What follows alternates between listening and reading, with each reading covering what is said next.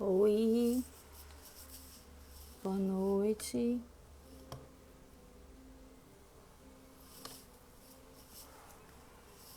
Boa noite. Deu tudo certo. Vou chamar a Adriana. Boa noite, gente. É um prazer, né, estar aqui mediando mais uma live, né, do nosso Diálogos Psicomotor.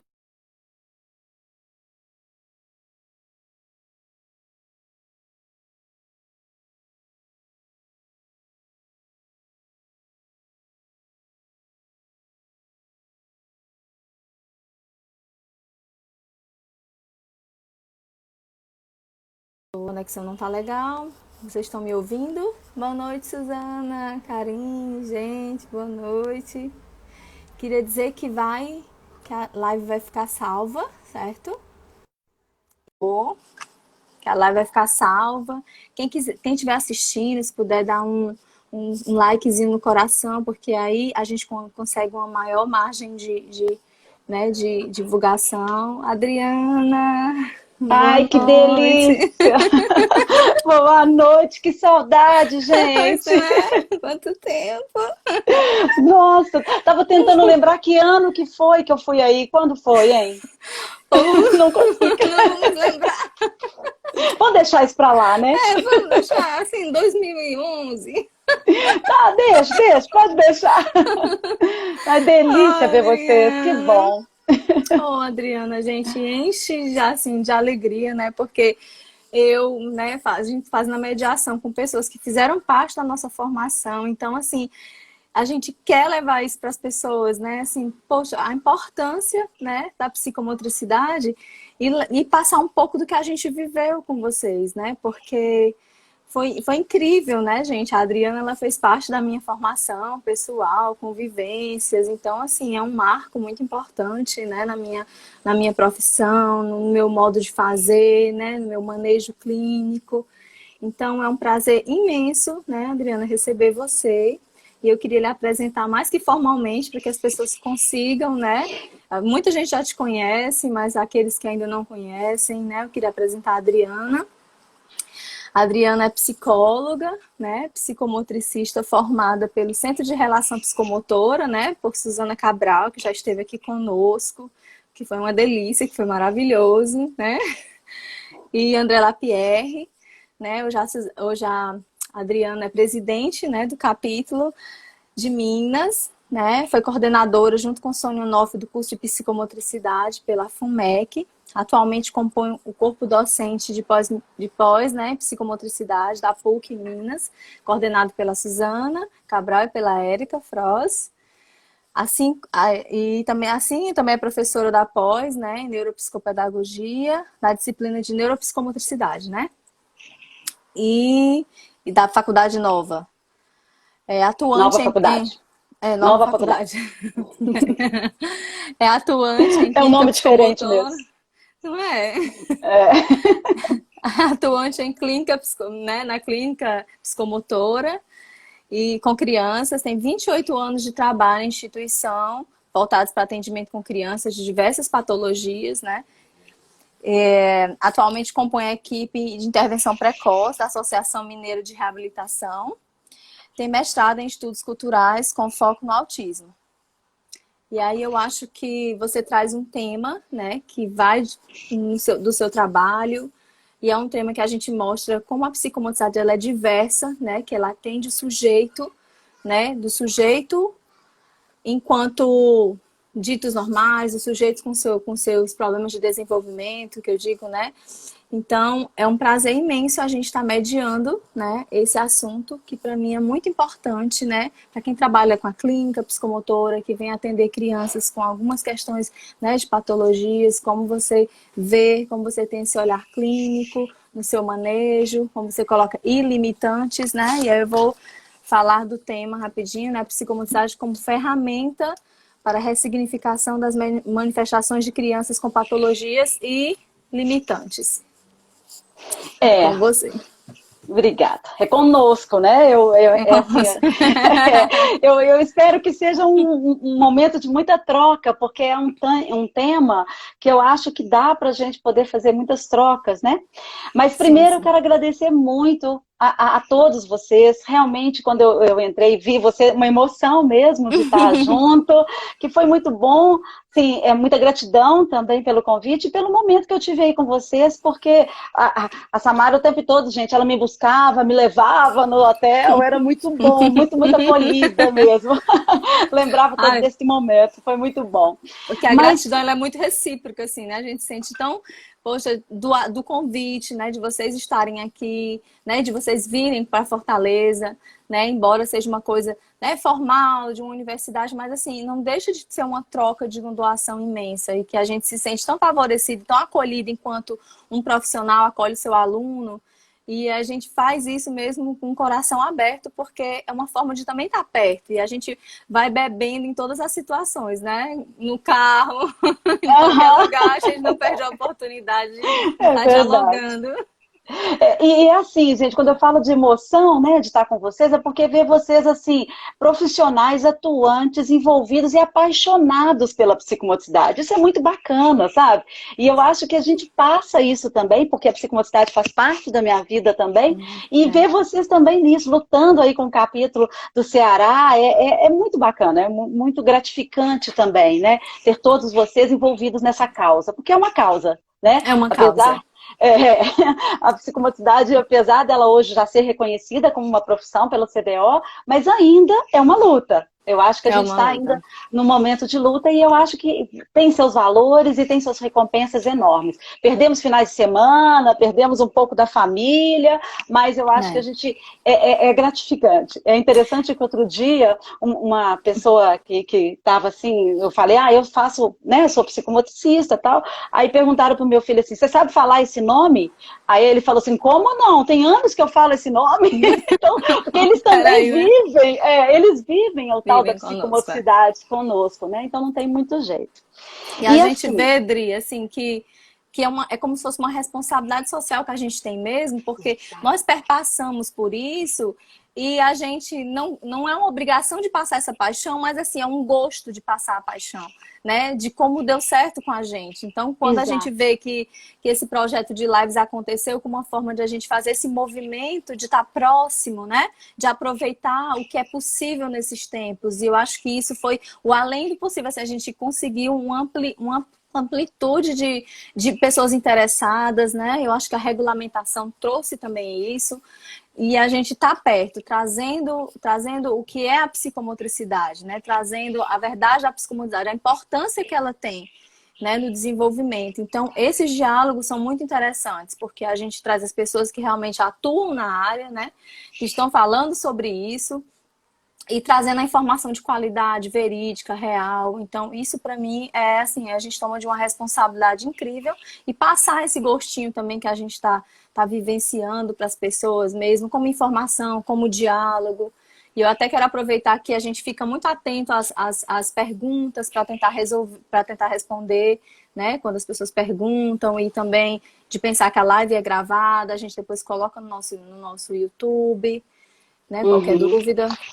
Ô, Samara, você falou uma coisa que é importante da gente estar, assim, tá até soltando um spoiler mesmo, porque nós aqui de Minas, assim, temos poucas pessoas, mas queremos agregar um maior número de pessoas na psicomotricidade aqui de Minas. E assim, a gente também é meio que espelhado no movimento de vocês e de outros capítulos também. Em breve a gente também vai fazer o mesmo movimento, viu? A gente está tentando se Ai, que organizar. maravilha. E aí vamos também estar aí, junto com toda a diretoria, tentando estar mostrando a psicomotricidade de Minas e convidando e fazendo essas trocas também. Então, aguarde. Oh, Provavelmente ótimo. nesse final aí desse né, assim, no início do mês a gente já consegue estar organizando isso. Então, estou contando que um bom. pouquinho, e eu acho que a Suzana está aqui, tem outras pessoas que estão Tá, aqui, tá? Suzana, tá, tem várias Então, pessoas. estamos juntos aí fazendo isso e contamos com vocês também. Nós queremos Ai, também esse claro, movimento. Porque eu nós acho somos que uma família. exatamente, eu acho que a psicomocidade ela tem que ser agregadora, ela não pode segregar, porque se a gente trabalha com todo o nosso público, né, com a nossa clientela dessa forma de agregar, como é que a gente não faz esse movimento também dentro da própria psicomotricidade? Então é muito importante isso. Agora, Isso. pensando numa situação assim, da psicomotricidade, no papel que ela tem na minha vida, eu sou formada em psicologia e eu não consigo com esse público que eu vou estar me referenciando hoje, só a psicologia ela não me sustentaria. A psicomotricidade que me deu uma condição de sustentar uma intervenção com esse público, né? Com as crianças que apresentam algum comprometimento, seja de que ordem for. Então, assim, ela é para vários públicos, mas ela, para esse público, é ela que me sustenta. Eu tinha várias discussões, inclusive, assim, né, porque eu sempre trabalhei em instituição, então eu tinha várias discussões com essa situação, como que é a psicomotricidade. Ah, então tinha algumas pessoas que falavam assim, ah, não, mas essa criança não fala, então não tem jeito da gente fazer uma psicologia com ela. Tem sim, ela é uma pessoinha, e aí a gente tem que dar o espaço para que a gente possa fazer essa comunicação com essa criança. Mas eu não sabia fazer isso também, não. Eu fui aprender com a psicomotricidade, que eu não precisava usar de um verbal, que eu tinha toda uma comunicação para passar e que assim eu conseguia fazer uma leitura disso. Então, essa paixão da psicomotricidade, ela não vem só porque é legal, teoricamente, não. É porque é uma vivência do meu corpo, né, do meu desenvolvimento como profissional, como pessoa, para poder estar atuando. Então, eu acho que é por isso que essa paixão fica tão vivida assim, né? Porque a gente Então, vive e vê realmente os resultados, assim, né? com a gente, né? O sujeito assim, não é, assim, precisa, né, da psicomotricidade. A gente vê esses atendimentos, a procura pela psicomotricidade não é à toa mesmo, é porque tem questões verídicas, né? A gente vivencia isso, então, assim, é uma condição muito séria, até para a gente estar atuando, né? Que a gente sempre está afirmando isso nas lives, falando da formação pessoal, falando realmente de um curso presencial, que a gente realmente tenha nessa teórica, mais a vivência, a prática, né? Para que a gente, porque assim a gente cuida da gente, percebe também o que o outro está precisando. Né? E a psicomotricidade vai perpassando sobre uma condição assim incrível de potência do sujeito mesmo, né? A gente vai encontrando, então não é uma paixão apaixonada assim, ah, é lindo uma teoria, né? Porque a gente realmente adentra mesmo, né? E vai percebendo os benefícios, né? Como ela é imensa. E isso a gente pode perceber muito quando a gente ainda está... a psicomotricidade, ela é uma criança ainda, né? Vamos pensar assim, ela precisa construir... Ela tem anos, óbvio, né? Como a gente comemorou aí um tempo atrás, mas ela ainda tem um amadurecimento. E essa evidência científica dela é muito fácil de ser comprovada. A gente tem que estar mostrando mais essas evidências científicas da psicomotricidade para que as pessoas possam entender um pouco mais. Né? Eu acho que falta um pouco disso, mas a gente está no caminho, eu acho que é esse o nosso caminho mesmo. E assim, pensando no tema de hoje, também é uma paixão, né? Eu adoro, assim, todo o meu percurso foi feito também com crianças que apresentam dificuldades, né? Eu tenho essa psicomotricidade me deu essa abertura e eu tenho uma paixão por isso, sim. E esse tema, esse título que foi dado, a gente brincou, né? Foi um jogo de palavras, né? Patologias limitantes. Eu queria começar por aí. O que seriam patologias limitantes, né? Bom, e aí a gente coloca o I na frente porque a gente quer pensar limitantes, ilimitadas, né? Eu acho que é isso, que a gente tem que pensar nessa proposta de que mesmo que haja uma lesão, mesmo que haja um corpo que tenha algum comprometimento, que tenha alguma questão cerebral que não está em funcionamento padrão, normal para a idade, para a cronologia, existe ilimitadas produções que esse corpinho pode fazer. O que basta, o que é difícil, mas que a gente tem que estar pensando é como ler e como escutar essa comunicação dessa criança, ou até mesmo do idoso também, né? Então a gente precisa só entender que eu brinquei, viu, gente, assim, quando patologias limitantes, que coisa mais ruim, né, de se ver, de se escutar, mas foi um jogo de palavras mesmo para aguçar a nossa reflexão de que muitas vezes a gente recebe uma criança com um diagnóstico e a gente às vezes o limita. E isso não é possível, a gente tem que mudar isso. E aí, começando por esse caminho, eu queria pensar assim, nasce uma criança, e dessa criança ela tem um desenvolvimento normal. E essa criança, ela começa a estabelecer uma comunicação com esses que são os pais, né, que estão ali no lugar da maternagem, né, e do lugar paterno também. Então, ela começa a estabelecer pelo seu choro, pelo movimento, pelo olhar, pelo gemidinho, pelo seu tônus, e aí ela vai estabelecendo com essa figura, né, de pai, de mãe, eu vou usar a palavra mãe, mas eu queria expandir porque é também para os pais, né, para o pai também. Então, ela começa a estabelecer com essa figura uma comunicação. Então, essa criança já é recebida como um ser capaz de comunicar.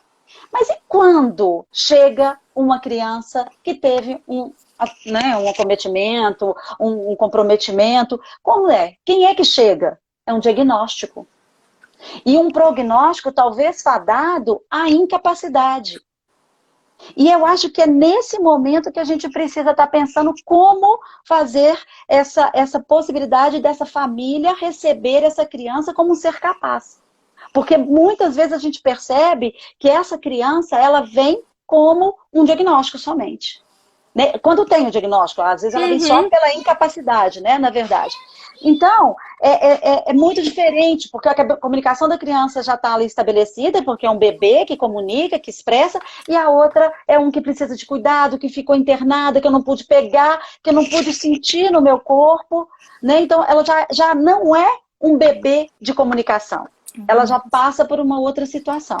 E aí, é muito, muito importante a gente tentar resgatar com essa família, com esses pais, esse serzinho que existe. Né? É interessante, gente, essa semana, inclusive, eu sou contadora de casos, tá? Eu vou contando casos, assim, ótimo. que eu acho. Essa semana, inclusive, assim, a gente teve um atendimento de uma demanda, né, que a gente está fazendo um trabalho de equipe e entra a equipe toda online, tá? Um atendimento online, que depois eu falo disso um pouquinho, como que isso é possível também.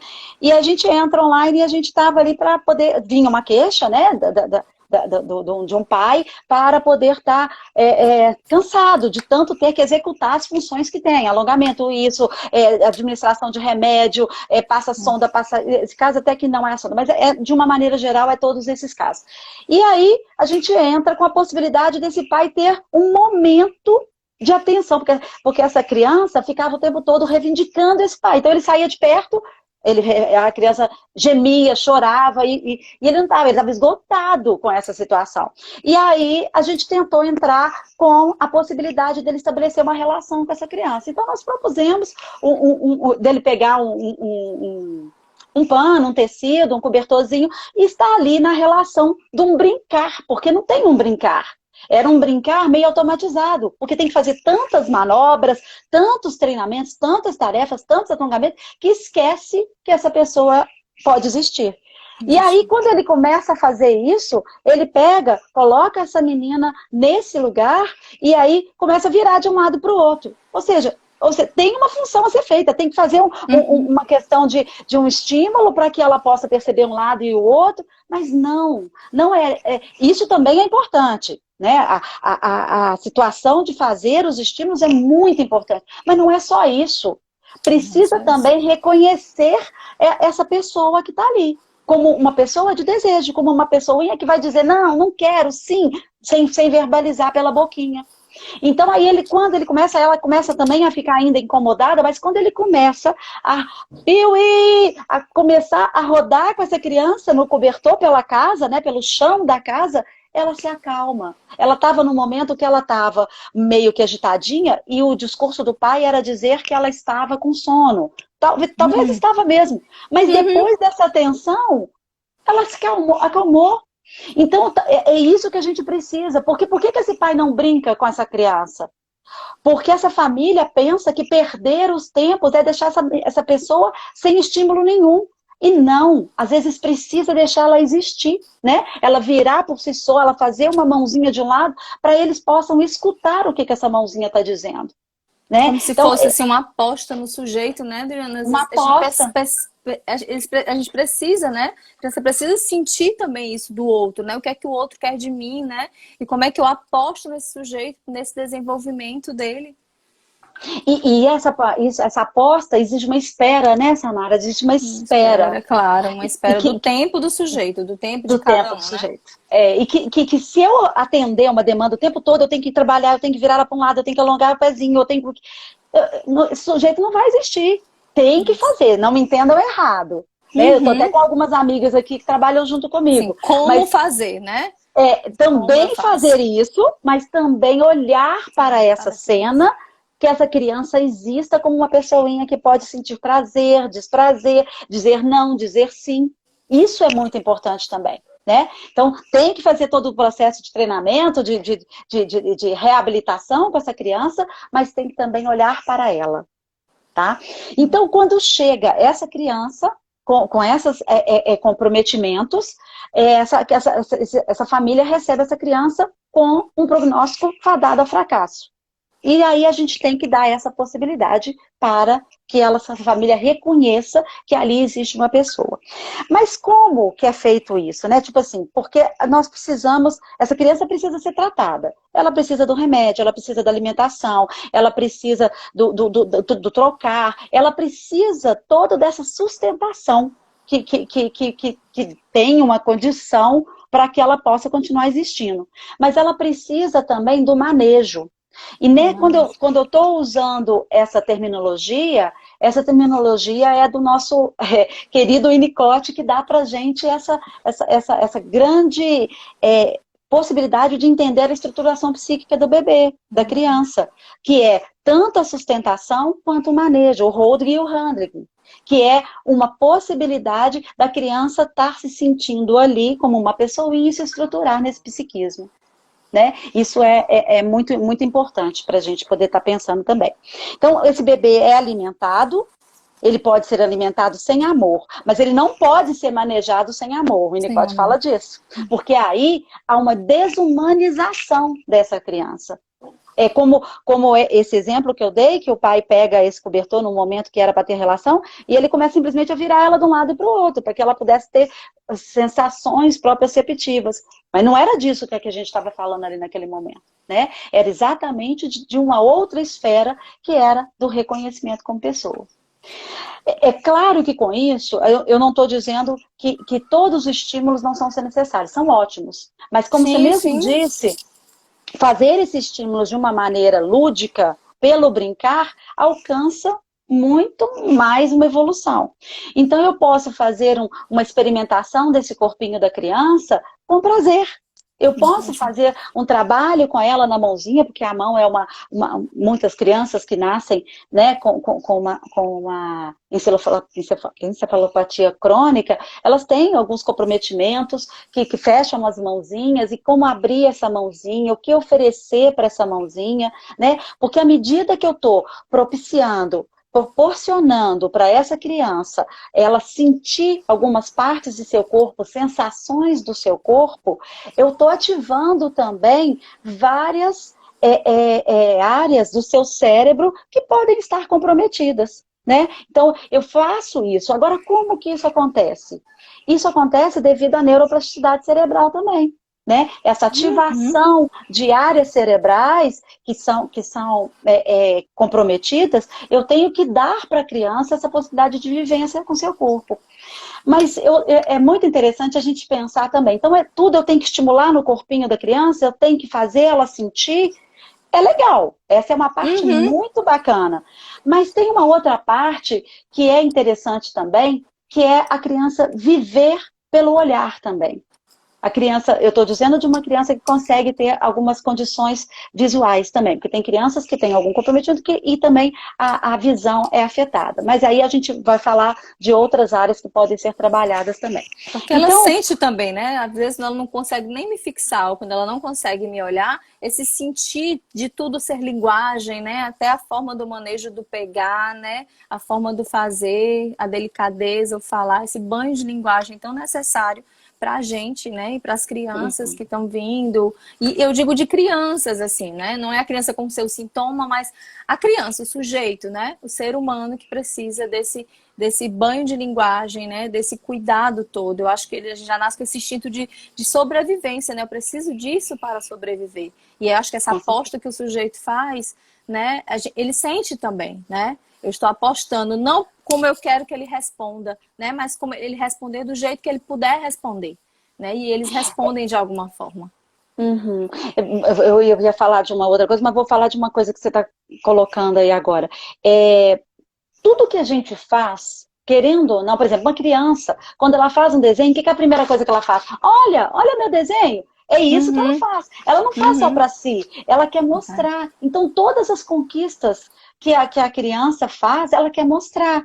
Então, se ela faz um movimento, ela quer um retorno desse movimento. E é interessante porque o movimento pode ser até involuntário, mas se tem alguém que possa reconhecer, dar um significado para esse movimento, por exemplo, ela pôs a mãozinha, virou a mãozinha assim de lado. E aí, teve alguém que falou, você está querendo a janela?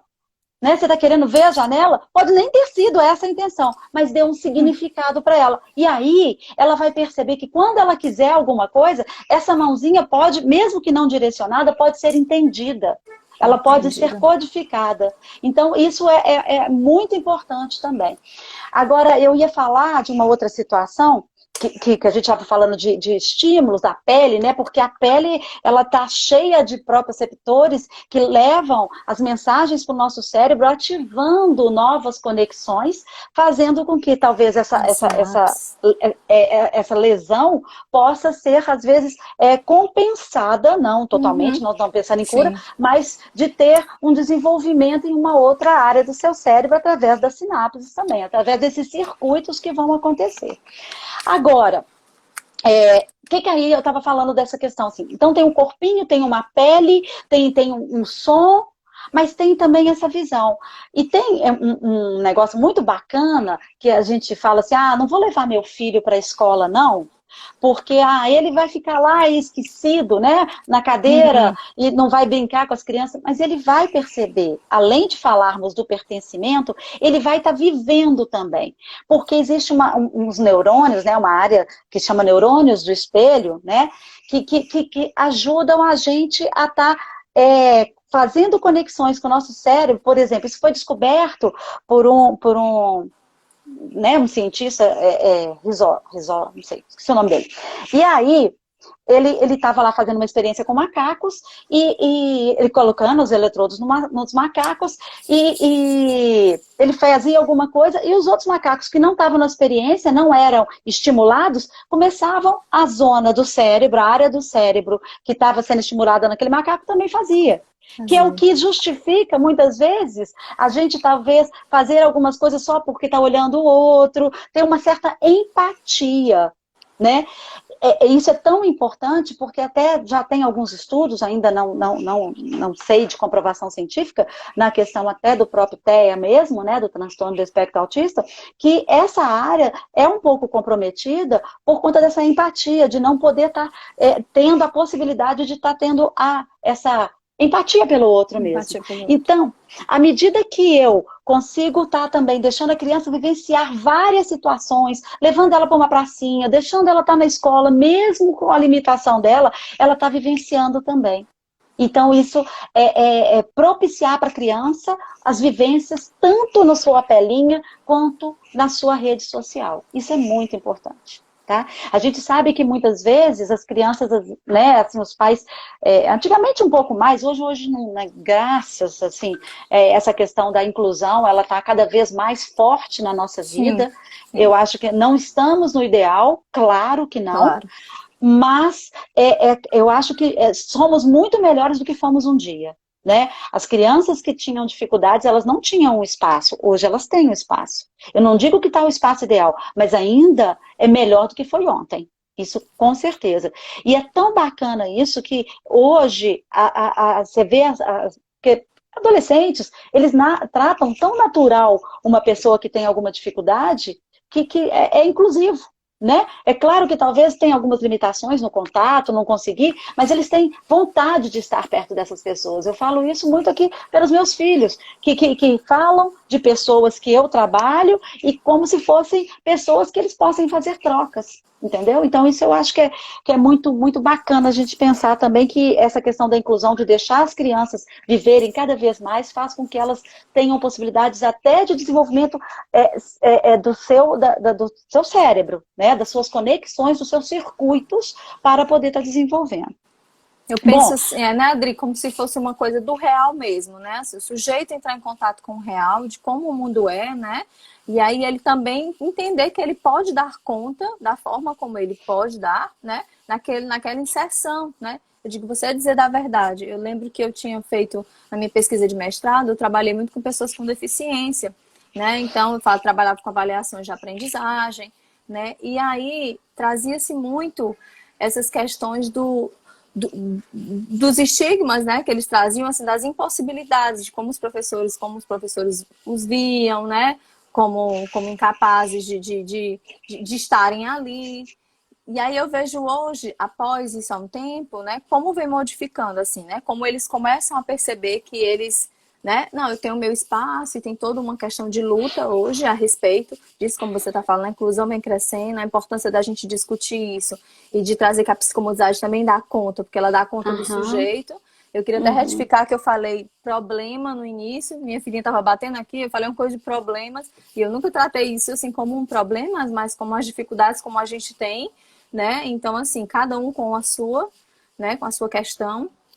E aí eu via muito essa questão dos estigmas, né, com relação às avaliações, com relação a ver o sujeito assim sem uma aposta, que eu digo, sem você colocar condições, né, porque às vezes você coloca condições e esse sujeito ele consegue dar conta. E eu sempre pensava sobre uma escola para uma criança com deficiência tal, né, separada. Então houveram, claro, um estudo histórico imenso a respeito disso, né, sobre escolas, né, para surdos, escolas para cegos, e por que não está inserido. E aí eu sempre trazia assim, é tão importante o sujeito estar nesse real, né? Estar numa escola normal, com essas condições com os outros, né? E os outros, porque são sujeitos no mundo, né? São sujeitos que podem se apropriar de si, no seu modo de ser. Isso é benéfico para as outras crianças, né? Porque você vê uma cooperação, você vê como é que eles dão conta, né? Do outro, desse aprendizado. Então, eu acho que isso é uma cooperação mútua importantíssima para as crianças, né? As crianças terem essa possibilidade de perceber que o lugar do mundo não precisa estar separado, mas que eles podem estar juntos, né? E aprenderem juntos. E nas suas diferenças, né? Porque eu acho que durante muito tempo a gente queria que eles estivessem entrando dentro do nosso mundo. Mas nós, assim, que eu digo as crianças que não têm nenhum comprometimento, elas têm que se adaptar também. Elas têm que arrumar mecanismos para comunicar com essas crianças. Né? Eles têm, e eles conseguem, gente, é muito bacana quando você vê isso, sabe? Teve um vídeo que uma pediatra, eu nem sei, eu até mandei convite para ela, não sei se ela está aqui hoje, sabe?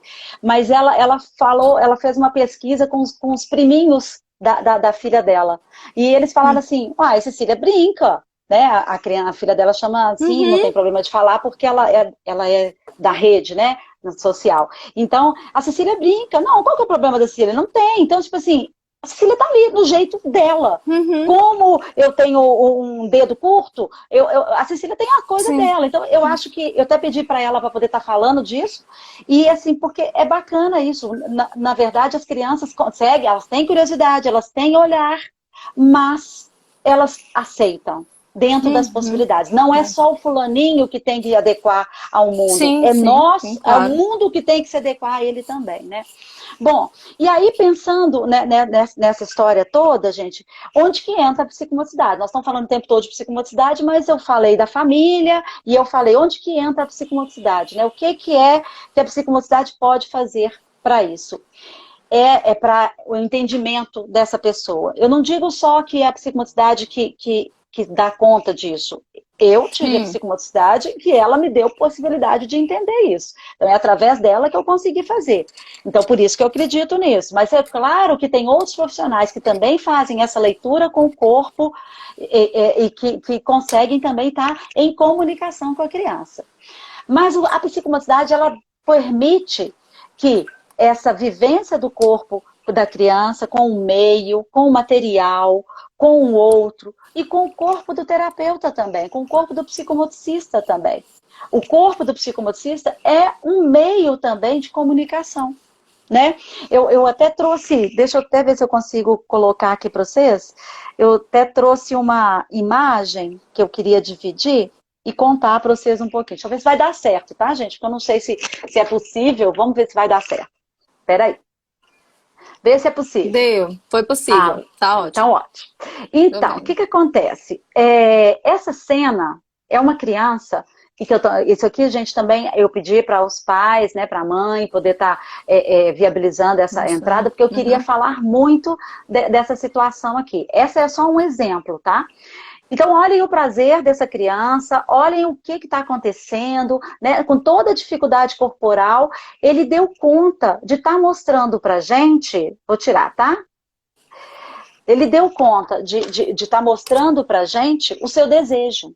Então, era uma sessão, uma dinâmica, né? Uma sessão de psicomotricidade, onde as crianças, era um lugar desse de espuma, que entrava e saía. E ele não tinha condição de fazer isso por ele. Então, a gente disponibiliza o nosso corpo para ser um instrumento de viabilizar o desejo da criança.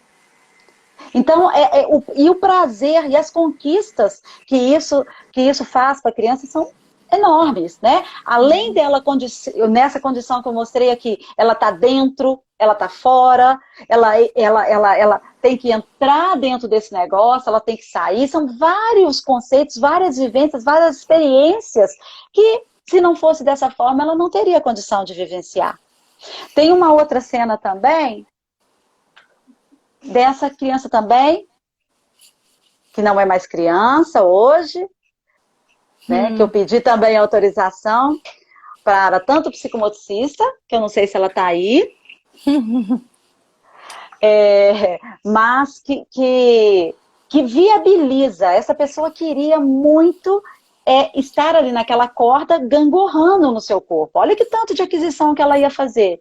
E isso era impossível, de acordo com as condições motoras que ela tinha. E aí, o corpo do psicomotricista viabiliza esse balançar na corda.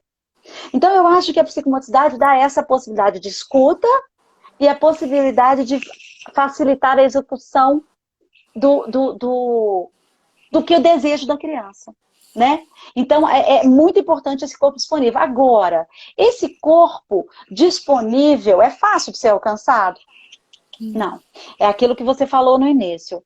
Eu demorei muito, assim, abrindo para vocês aqui, me expondo um pouquinho, eu demorei muito para poder escutar o que a criança me dizia. Eu precisei de muita supervisão para poder ler o que a criança estava me dizendo. Eu tinha um desejo pela criança, e eu fazia por ela. E eu não sabia esperar. Né, Suzana, que está aí me vendo? Eu não sabia. Eu não sabia esperar. Eu tinha uma ideia do que a criança precisava e eu ia lá e agia. Propiciava para ela um movimento que não era o desejo dela. Então, muitas vezes, a gente precisa ter essa espera. É muito importante a gente conseguir ter essa espera. Não é fácil de conseguir, porque a gente tem que trabalhar a gente também. Né? A nossa ansiedade, eu sou agitada, né? Então eu sou uma psicomotricista bem agitada, então é preciso saber esperar vir da criança, porque às vezes ela tem um tempo dela que a gente não consegue esperar, né? A gente tem que saber esperar. Então, nesse momento, como que eu sei? Essas pessoas que eu apresentei aqui, elas falavam? Não, elas não falavam. Aqui pela boca, não. Mas à medida que eu estabelecia com ela uma relação, ela olhava para mim. E eu entendia que ela estava querendo algo. E eu oferecia algo até que ela mostrava com seu corpinho também que ela estava sendo entendida. E que era aquilo que ela queria. Então, é um processo, um caminho do psicomotricista e da criança também, né? Ela precisa aprender a se comunicar como o psicomotricista também precisa. É tão bacana, gente. Tem um caso que eu conto, assim, que mexe muito comigo esse caso. Uma menina que eu tinha conhecimento da história de vida dela, pelos dados anamnésicos, né? E ela também não falava, desenvolvia uma possibilidade motora muito precária mesmo, só mexendo os olhinhos mesmo. E eu sabia que a mãe tinha falecido no parto. E o tempo todo ela tentava me comunicar. E eu tentava, de diversas formas, entender o que ela estava dizendo.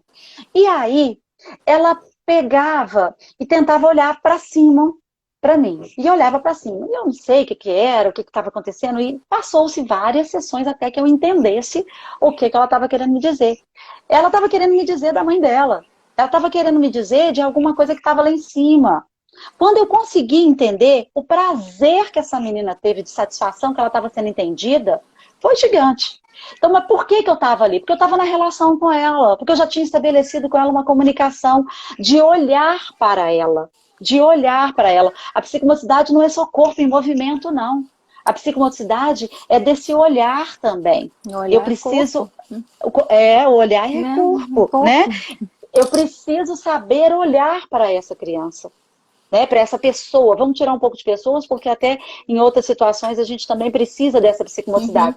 E é a psicomotricidade que me deu a possibilidade de olhar para essa pessoa no seu total. Né? Então, gente, pensando assim, em todos os estímulos que a gente tem que fazer para que a criança possa estimular seu cérebro. Ok, então eu vou oferecer várias experiências sensório-motoras para que ela possa ter essa condição e ativar também as suas condições do seu cérebro, fazer o circuito funcionar de uma forma para poder estar tendo aquisições. É importante a gente pensar que eu não estou preocupada com isso na questão de cura. A psicomotricidade não está preocupada com cura.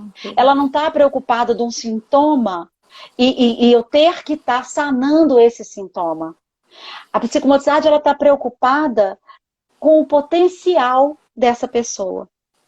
Então, seja ele qual for, seja qual potencial essa pessoa puder me dar. Então, muito, assim, isso muda, quando a gente tem esse olhar, isso muda para a família, isso muda para tudo, quando a gente está numa intervenção com a criança. Porque se a família vem e me fala assim, não, tira esse sintoma da criança. A criança está lá batendo a mãozinha o tempo todo, né? Batendo na mãozinha na cabeça. Tira isso não pode acontecer. Ela bate a cabeça e tal. Realmente, isso é uma situação que não favorece a socialização da criança. Mas o que mais que ela pode fazer? À medida que eu dou para ela novas possibilidades de estar no mundo, do potencial dela, talvez isso aqui nem vai ser tão importante. Né? E também entender que isso aqui talvez é uma sustentação que ela precisa para ela poder dar conta de estar nesse mundo, né? Então essa situação de não querer simplesmente sanar o sintoma. Eu acho que a psicomotricidade, ela durante muito tempo, ela veio nesse caminho de sanar sintomas. Né? A psicomotricidade tradicional, ela veio nesse caminho todo para poder colocar um corpo que não funcionava funcionando. Só que a gente viu na história da psicomotricidade que isso não deu certo, caiu por terra. As pessoas ficavam em tratamentos durante anos, anos e anos e não conseguiam evolução satisfatória. Porque estava em cima do sintoma, estava em cima do que ela não conseguia fazer. Se ela não consegue fazer, como é que eu vou fazer? Eu tenho que dar outra possibilidade para ela. Outra possibilidade. O que ela pode? Vamos pegar uma criança bem comprometida, né? Que não fala e que consegue só fazer movimentos involuntários. Então, isso aqui já é algo que eu tenho que codificar, colocar dentro de uma cadeia de significados para que ela possa ser entendida. Então, quando ela estiver feliz, ela vai fazer isso. Quando ela não estiver feliz, ela não vai fazer. E isso já é parece pequeno, né, gente? Parece pequeno, mas eu acho que é pequeno dependendo do olhar. É de uma grandeza essas possibilidades de reconhecer isso na criança gigante, né? E engraçado que eu tenho algumas pessoas que eu trabalhei, né, com pessoas que são adultos, que têm uma cognição perfeita e que tentam se comunicar assim, ou com uma virada de pé, só para poder dizer que quero ou que não quero. Então, estabeleceu ali um ser, uma pessoa que tem o que dizer para alguém, e não simplesmente que tem que ser cuidado, trocado, alimentado. É algo a mais. Eu posso conversar com você. Com toda a minha limitação, eu posso conversar com você. E Oi, isso Dri, é lindo isso. é lindo. Você falou de uma coisa de conversar, eu lembrei de uma situação assim, de quando a gente está em atendimento clínico, né, com toda essa escuta, pensando numa relação transferencial com o sujeito, né, para ele conseguir se apropriar de si, no seu tempo, né, com o seu mundo, com os seus gestos, com as suas possibilidades. Eu pensei em um atendimento com uma criança que a mãe trouxe, que tinha um diagnóstico de TEA ainda, que ainda estava ainda estava em análise, né, pelo médico, foi essa palavra que ele usou, foi a palavra que a mãe trouxe. Eu atendi essa criança, conversei, escutei, no final eu conversei com ela, disse que estava esperando ela a próxima semana, e a mãe olhou para mim e falou assim, nossa, você fala com ele como se ele escutasse. Aí eu disse, e ele não escuta? Ele tá com problema no ouvidinho? Aí ela parou assim, né? Então, foi incrível isso, né? Então, ela parou. Quando ela voltou, foi uma coisa que reverberou, né? Diante, como você falou, de uma coisa pequena que você disse, que eu pensei numa coisa pequena que se torna imenso, né? E nessa coisa do olhar atento, dessa escuta, né? Do psicomotricista estar atento nesse processo transferencial, né? De conversar. Você falou do conversar com ele, né? Eu queria saber o que ele podia me trazer e ele trouxe muitas coisas, inclusive o que a mãe achava que ele não ouvia, né? Então, assim, que aposta é essa que estava acontecendo? E eu nem falo isso, né? Mas, assim, o que falta também, né? Das informações, né? De você estar nesse processo dessa busca, né? Que é um detalhe que faz uma diferença com essa linguagem, com essa escuta. Alguma pessoa falou que a escuta sensível, eu disse, é isso mesmo, né? Nós temos que estar nessa disponibilidade. Porque foi um detalhe de uma conversa que eu converso com esse sujeito Maravilhoso. Né? E a mãe, você fala com ele como se ele... Ela ficou assim impressionada com a forma. Eu tô conversando com ele, né? E é esse reconhecimento, né? É esse reconhecimento que precisa. Porque a gente fala assim, muitas vezes os pais chegam com uma criança assim pra gente e fala, meio que faz assim, toma aqui, ó. Não é uma pessoa, né? Eu brinco um pouquinho assim, até a gente estava numa discussão, que a gente estava falando assim, é um pedacinho de carne. E não é não. Não é não, é uma pessoinha que pode até não ter um pedaço do cérebro, mas que faz uma ação, sabe? E que essa ação precisa ser vista, reconhecida. Quando eu falei de conversa, gente, eu tenho algumas pessoas que eu sou apaixonada, né? E que são pessoas que têm nessas dificuldades motoras, que têm uma paralisia cerebral acentuada, que não falam, têm dificuldade de falar. E uma vez caminhando por um lugar que eu trabalhava, uma pessoa dessa, que é uma institucionalizada, ela vira para mim, não falando, ela faz assim, para o céu. E eu tava um dia meio ruinzinha, sabe? Meio mal-humorada. E aí, eu falei, ai meu Deus do céu, vou ter que parar e ficar olhando pro céu, né? Tá. Aí eu olhei pro céu e falei, tá, o que foi? Aí ele comunica de um outro jeito, né? Com o pezinho numa tábua de comunicação.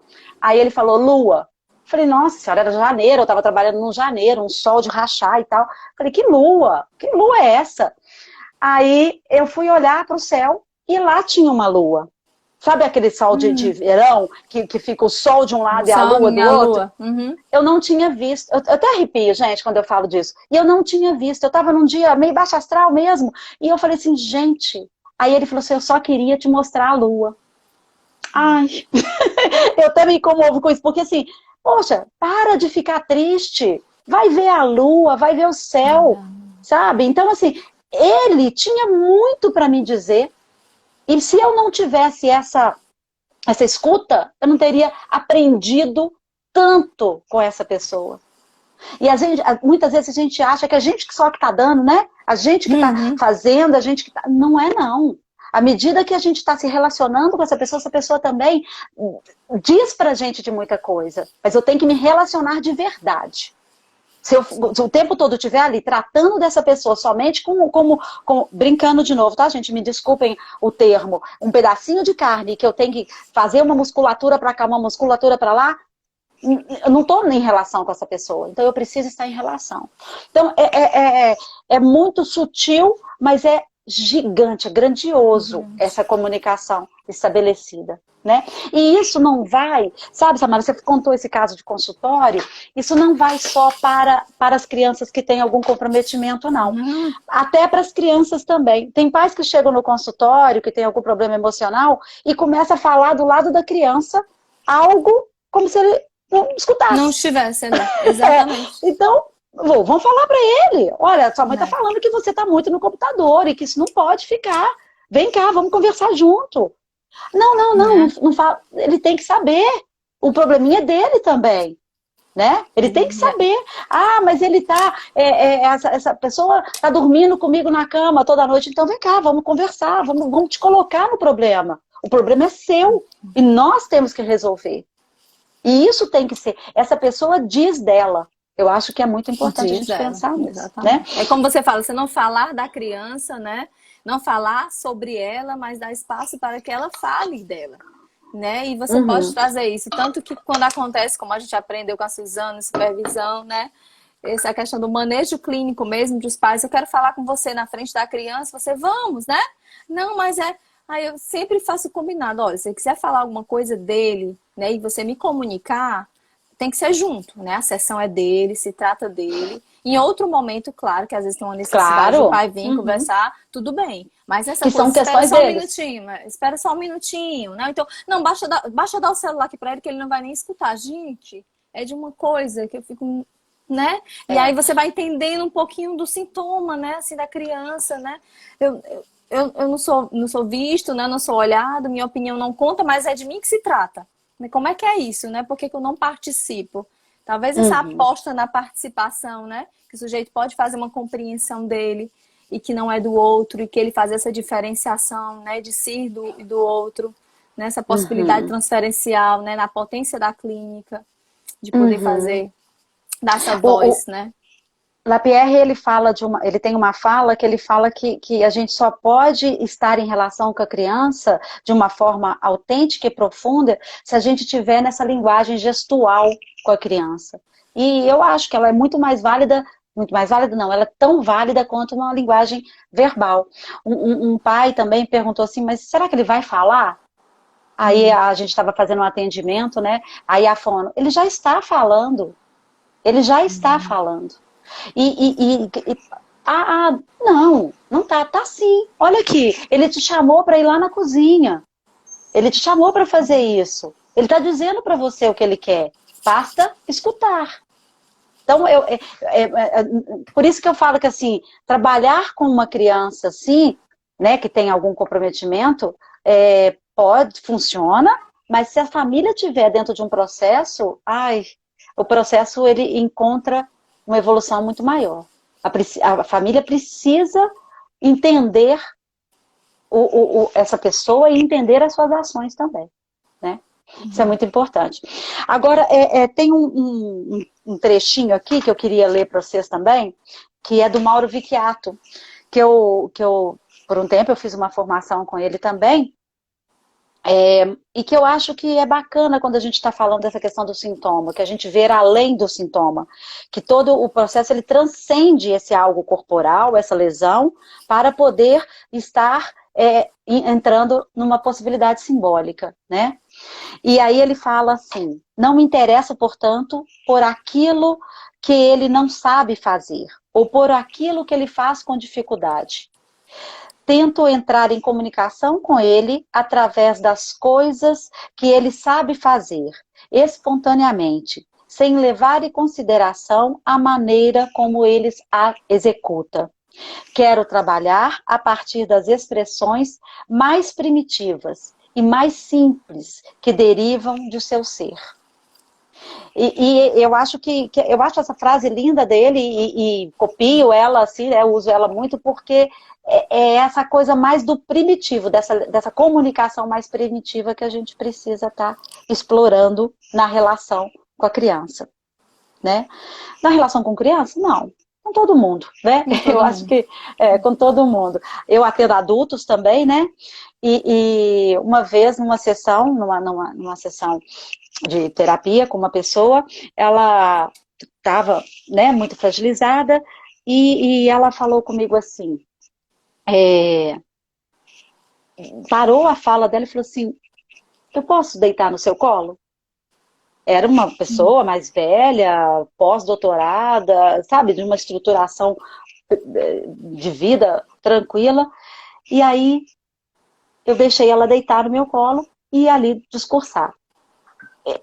Podem ser que alguns psicanalistas entendam isso como, nossa, que absurdo, que corpo invadido. Mas depois dessa sessão, o salto que essa pessoa deu foi maravilhoso. Ela fez um resgate de situações da relação com a mãe que ela teve, né? Porque ela teve uma imaginação de que essa mãe deixou ela cair dentro da banheira e que ela tinha se afogado nessa banheira, que foi um resgate de voltar isso através de um colo que eu dei para ela numa sessão de terapia. Então, isso é muito significativo. A gente fala de crianças, eu sei que a live de hoje é as crianças com algum comprometimento, mas também essa disponibilidade do corpo do psicomotricista é muito importante até para um adulto também numa sessão, né? De um adulto, que vai pelo olhar, que vai pela escuta, que vai pela uma brincadeira e por aí vai. Né? Não, e eu acho que a psicanálise ela vem reformulando isso, porque desde que a Françoise Doutor vem falando dessa corporeidade, né, que o sujeitinho não pode só, e o sujeito, né, na relação com o outro tem essa corporeidade, e eu acho que a psicanálise vem falando disso, do simbólico, da imagem consciente, né, de você buscar esse sujeito enquanto corpo, na clínica psicomotora, então acho que já vem mesmo, né, vendo o que é que o sujeito precisa. E eu acho que vem essa diferenciação também da psicomotricidade, né? Vem tido muito também essa... A gente bebe muito da psicanálise, de várias outras ciências, e a gente vê, assim, a importância, eu vejo alguns psicanalistas nesse reconhecimento, né? Reconhecimento do corpo enquanto linguagem, né? Porque não é mais, assim, um corpo que fala, mas um sujeito que fala através do seu corpo. Exatamente. Isso é lindo também, né? Eu acho É. isso maravilhoso. Bom, aí eu ia falar de outra coisa. Como é que tá nosso tempo aí? Eu Vamos sou ver. Ai, perdidinha com já está isso. terminando. Já estamos Ah, nos não, não minutos tá não. finais. Gente, perdi o tempo mesmo. A gente Eu só tem também 2 minutinhos. Não, nossa! Mas deixa eu falar uma coisa rapidinho, então. Não, eu tenho que. Não, gente, eu tenho que mostrar uma coisa linda. Peraí, Vai, eu tenho que mostrar mostra. uma linda pra vocês. Peraí. Vou mostrar uma coisa linda, porque se cair, eu não vou ter tempo de voltar. Eu quero ler um poema pra vocês, que eu acho Pois que 2 minutos. E depois eu falo outras coisas, tá bom? Então, pronto. peraí, aguenta as contas aí. Vamos lá. Vamos Ai, lá. Ó, estamos vendo. olha que lindo. Vou ler pra vocês. Bem-aventurados os que compreendem o meu estranho passo a caminhar e minhas mãos atrofiadas. Bem-aventurados os que sabem que os meus ouvidos têm que se esforçar para compreender o que ouvem. Bem-aventurados os que com um sorriso nos lábios me estimulam a tentar mais uma vez. Bem-aventurados os que me lembram que hoje fiz a mesma pergunta 2 vezes.